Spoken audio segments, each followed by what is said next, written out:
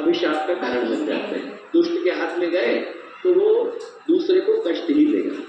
वो दूध का प्याला है, यदि ऋषि के हाथ से लगता है, भगवान के हाथ से लगता है तो प्रसाद बन करके लौटता है। वही दूध का प्याला है, यदि सांप की जीभ से छू जाए तो जहर हो जाता है वही चीज। पर आदमी को परिणाम तब निकल करके आता है कि वो लगा किससे। और भारत ने यही सोच पूरे विश्व को दी कि आज की समस्या का जो मूल आधार है वो एक ही है कि आज व्यक्ति के पास बाह्य प्रगति तो पर्याप्त है, आंतरिक नदारद है, आत्मिक प्रगति शून्य है, सिफर है, जीरो है। सरकार पंचवर्षीय योजनाएं बना रही, वैज्ञानिक शोध करने में लगे हैं, लोग एक से एक बढ़ करके हथियारों की खोज करने में लगे हुए हैं, उद्योगपति उद्योगों के कारखाने खोलने में लगे हैं, शिक्षक जो है वो विद्यार्थियों को अच्छा प्रोडक्ट कैसे बनाए इस पर ध्यान देने में लगे। जो उपेक्षित पड़ा है वो धर्मतंत्र पड़ा है। धर्म को जो करना चाहिए, धर्म को जो कराना चाहिए, धर्म को जिस भावना का जागरण करना चाहिए उस और किसी की निगाह नहीं। आप देखिए तो गुरुदेव के जाने के बाद आपको एक व्यक्तित्व पूरे विश्व के क्षितिज पर नहीं दिखेगा जहां पर अकेला व्यक्ति और अकेला व्यक्तित्व पूरे समाज के कल्याण को करने की सामर्थ्य रखता हो, है नहीं। पहली बार ऐसा हुआ है धरती पर कि महापुरुष के जाने के बाद कोई दूसरा महापुरुष धरती पर है ही नहीं। ऐसा इसलिए है क्योंकि उपेक्षित पड़ा है धर्मतंत्र। धर्म को जो करना चाहिए, धर्म को जो कराना चाहिए उसकी जगह पर लोग वो करते हैं और वो कराते दिखाई पड़ते हैं कि अच्छा खासा आस्तिक आदमी नास्तिक बन जाए। कर्म, कर्तव्य, दायित्व, इन सब चीजों को भुला करके व्यक्ति को हम वो सातों सपने दिखाने में लगे हुए हैं कि उसमें देश के जागरण की संभावना नहीं। देश जागेगा तब, राष्ट्र जागेगा तब, संस्कृति जागेगी तब जब गुरुदेव के लिखे गए धर्म को व्यक्ति अपनाएगा।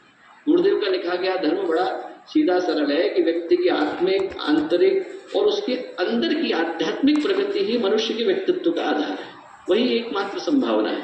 आप देखिए भारत का इतिहास उठाकर यदि किसी के दिमाग में सनक आ जाए कि नहीं साहब हम लोग तो एक दिन ऐसा करते हैं कि सब लोगों के नाम इसमें से हटाना शुरू करते हैं। हमारे यहाँ भगवान राम नहीं हुए, भगवान कृष्ण नहीं हुए, बुद्ध नहीं हुए, महावीर नहीं हुए, हमारे यहाँ पर कोई ऋषि नहीं हुए, हमारे यहाँ पर सिखों के गुरु नहीं हुए, जैनों के तीर्थंकर नहीं हुए, गुरुदेव हमारे यहाँ नहीं हुए, विवेकानंद हमारे यहाँ नहीं हुए, रमण महर्षि नहीं हुए, अरविंद नहीं हुए। इन सब के नाम काटना शुरू करें, कहीं और हुए। और फिर हम लोगों से जाकर के कहें साहब आप हमें जगत गुरु मानते हो, वो कहेंगे कि आप हमारे लिए अर्जेंटीना की तरह से नक्शे पर खिंची हुई रेखा है, कोई जगत गुरु नहीं। जगत गुरु जो भारत है वो उन महापुरुषों के कारण जो सोच व्यक्तित्व भारत से निकल करके आए। लोग यहाँ पर सूर कबीर तुलसी के लिए याद करते हैं। आज के समय की जो एकमात्र संभावना है कि भारत के धर्म को जागना पड़ेगा और आप लोगों के माध्यम से जागना पड़ेगा। वो मनोकामनाओं की पूर्ति कराने वाला धर्म, वो लोगों के बीच में झगड़े कराने वाला धर्म, वो स्त्री पुरुष को बांटने वाला धर्म, वो अमीर गरीब को बांटने वाला धर्म, वो जातियों में विक्रम विभाजन कराने वाला धर्म, वो मूढ़ मान्यताएं कराने वाला धर्म भारत का धर्म नहीं है। कहीं और कहावतों में नहीं है। जो भारत का धर्म है वो मनुष्य के आंतरिक प्रगति को एकमात्र आधार बना करके चलता है। जो भारत का धर्म है वो रंतिदेव का धर्म है। रंतिदेव की कथा आप लोगों ने पढ़ी होगी। राजा थे, राजा संस्कृति के पुत्र थे और उनको राज्य में जो है एक बड़ा अकाल पड़ा तो लोगों ने कहा कि सब आप राजा हैं, आप यदि प्राजापत्य व्रत का पालन करेंगे तो यहाँ पर जो है बारिश हुई। रंतिदेव ने प्राजापत्य व्रत किया, 48 दिन तक न अन्न लिया न जल लिया और बारिश की बूंदें आनी शुरू हुई। जब बारिश की बूंदें आई तो 4 रोटी और 1 गिलास लेकर के वो बैठे कि चलो मैं ग्रहण कर लेता हूँ। जैसे ही ग्रहण करने को हुए इतनी देर में एक व्यक्ति कहीं से आ गया, बोले साहब मैंने भोजन नहीं किया, आप दे दीजिए। पहली रोटी उन्हें उसको दे दी। शमशान का रखवाला आया, बोले मैंने भी नहीं खाया है। दूसरी रोटी रंतिदेव ने उनको दे दी। बोले साहब मेरे 4 कुत्ते उन्हें भी भोजन नहीं किया। तो रंतिदेव ने बाकी की 2 रोटियों के 4 टुकड़े करे और एक कुत्ते को दे दिए। एक व्यक्ति आ गया, बोला कि बोले को लगा पानी पी लेते हैं। इतनी देर में एक और व्यक्ति आया, बोले साहब मैं बड़ा प्यासा हूँ। रंतिदेव चाहते तो मना कर सकते थे, 48 दिन से अन्न नहीं लिया था, जल नहीं लिया था, चक्रवर्ती सम्राट थे, उन्हीं की तपस्या के कारण उस राज्य को पानी मिल रहा था। चाहते तो मना कर लेते। आदमी 48 मिनट के लिए भूखा नहीं रह पाता है, 48 दिन तो बहुत बड़ी बात। 48 दिन के बाद भोजन कर रहे थे, पर बल्कि उनने कहा कि चलो आप ही ले लो, मैं कल ले लूँगा। तो वो 3 लोग जो परीक्षा लेने के लिए आए थे वो ब्रह्मा विष्णु महेश बन करके प्रकट हुए। उन्होंने कहा कि साहब आपका पुण्य इतना है कि आप स्वर्ग चल सकते हो। उन्होंने कहा स्वर्ग में क्या है? बहुत सारे गुण त्रिदेवों ने बताया। तो रंतिदेव ने उनसे कहा कि वहाँ पर दुखियों के दुख को दूर करने की व्यवस्था है। उन्होंने कहा साहब ऐसा कुछ नहीं, स्वर्ग में आप आराम कर सकते हो, भोग कर सकते हो, पुण्य कम हो जाएगा तो धरती पर आना पड़ेगा। तो फिर अंतिदेव क्या बोले, न कामे तो तपता ना प्राणिनामार्थ नाशनम, बोले कि मुझे ना तो स्वर्ग की कामना है, न मुझे भोग की कामना है, न पुनर्जन्म की कामना है। बोले ना तो मुझे स्वर्ग चाहिए, न भोग चाहिए, न पुनर्जन्म चाहिए, बस मुझे एक ही इच्छा है, जब तक दुख से पीड़ित व्यक्ति इस धरती पर है तब तक आप मुझे उठा के मत ले जाओ, यहीं रहूँगा और इस धरती को स्वर्ग बनाऊंगा। जो भारत का धर्म है वो रणदेव का धर्म है। भारत का जो धर्म है वो तुकाराम का धर्म है। घर में ब्रह्मा विष्णु आए परीक्षा लेने के लिए, तो उन्होंने क्या किया, उन्होंने कहा कि साहब हमारी झोपड़ी तो छोटी है, इसमें एक व्यक्ति लेट सकता है, 2 बैठ सकते हैं, आपको बैठने में तकलीफ नहीं है तो आ जाइए। भगवान विष्णु आ गए, दोनों घुटने मोड़ के बैठ गए। थोड़ी देर में भगवान शिव आए, अंदर आ जाए, बोले आ जाइए, पर हमारी झोपड़ी छोटी है, इसमें एक लेट सकता है, 2 बैठ सकते हैं, 3 खड़े हो सकते हैं, खड़े होने में तकलीफ तो नहीं।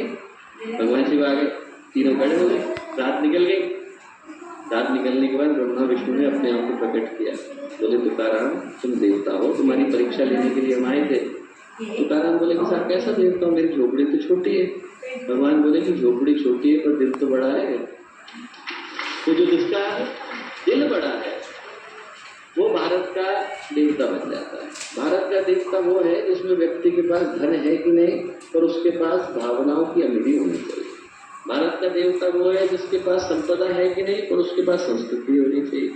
भारत का देवता वो है जिसके पास जायदाद है कि नहीं, पर उसके पास विरासत होनी चाहिए।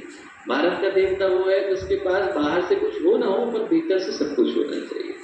और यदि वो भारत का धर्म जागेगा तो विश्व को एक नई चिंतन, नई आध्यात्मिक शक्ति दे पाने की स्थिति में होगा।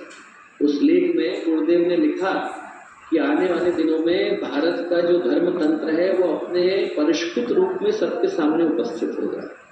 बोले उसका प्रकाश देखकर संप्रदायवादियों के डेरे उजड़ जाएंगे, वो उल्लू की तरह से उस प्रकाश को भौचक्के होकर के देखेंगे और अंत में अपनी अपनी कोटरों में जाकर छुपने के लिए विवश होंगे। बोले धर्म तंत्र अगले दिनों में ज्ञान तंत्र होगा और उसके ऊपर जो कैचुली चढ़ी हुई है वो धीरे धीरे उतर कर पूरे करगट के ढेर में जा छुपेगी। और इस चीज को लाने का दायित्व, गुरुदेव की अंतिम लाइन उस लेख की है, इस चीज को लाने का दायित्व गायत्री परिवार को सौंपा गया है। गायत्री परिवार को सौंपा गया। भारत के धर्म को जगाने का दायित्व, भारतीय स्वाभिमान को जगाने का दायित्व, भारतीय अध्यात्म को जगाने का दायित्व, भारतीय संस्कृति को जगाने का दायित्व हमें सौंपा गया है। नवरात्रि के इस पावन दिन दोस्तों स्मरण करें कि आज का दिन साधारण दिन नहीं। आज हम लोग स्मरण करें कि कितना बड़ा सौभाग्य हम लोगों को मिला और कितनी बड़ी जिम्मेवारी हमें मिली। ये साधारण बात नहीं। महाकाल के बाशिंदे हैं हम लोग, गुरुदेव के सृजन सैनिक हैं हम लोग नव निर्माण के नवनायक। और जो गायत्री परिवार के प्रज्ञा संस्थान है, शक्तिपीठ है, प्रज्ञापीठ है, गायत्री चेतना केंद्र है, ये सारे के सारे ऐसे सृजन सैनिकों को तैयार करने की छावनियाँ हैं। ये उद्देश्य नहीं है कि वहाँ पर घंटे घड़ियाल बजे और पूजा पाठ हो, आरती हो या भोग लगे और लोग अपने घर में जाकर के बैठे। अभियान का केंद्र वो देवालय, वो इसलिए है कि हमें अपने क्षेत्र के एक एक शक्तिपीठ को जगाने की आवश्यकता है। हमारे YouTube चैनल शांति